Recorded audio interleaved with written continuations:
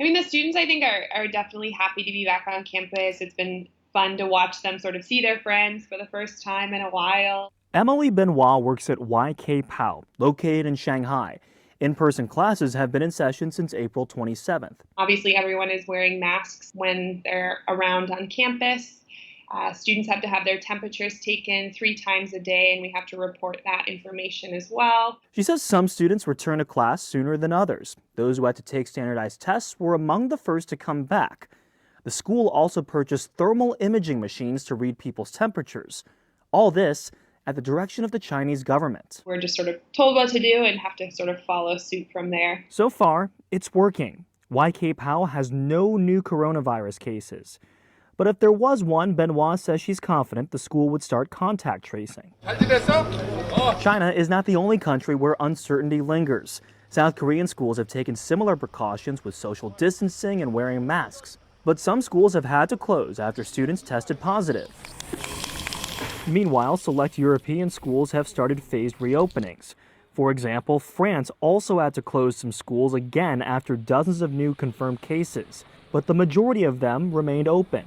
Denmark saw a slight uptick in cases when it reopened in April, but that number is on the decline. Inevitably, there will be some cases of COVID-19 that will occur, and the ability to figure out how many other people might have been exposed to that case is a protocol development activity that every school should do and do a dry run on. Here's the common thread.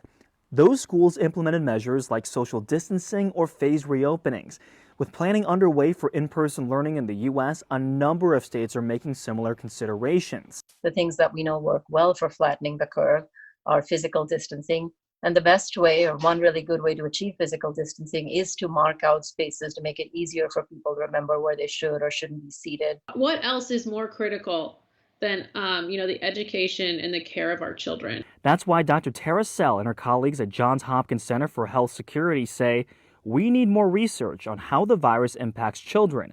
But even she admits this is a balancing act. Where does the risk lie in terms of the epidemiology and also that other side of risk? What is the risk to society of keeping that thing closed? But the thing that I want to know more about is if kids can give it to the adults who are in the schools, especially if there are older adults in the schools, or if they can go home and give it to their parents or family members who may be at high risk. Back in China, Benoit agrees staggered start times will help avoid overcrowding.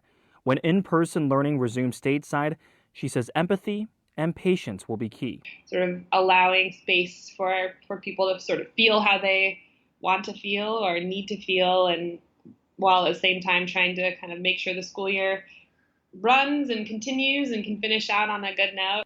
She says she's unsure if the U.S. is ready to reopen now, adding no matter how much you plan, you're still at the mercy of the virus.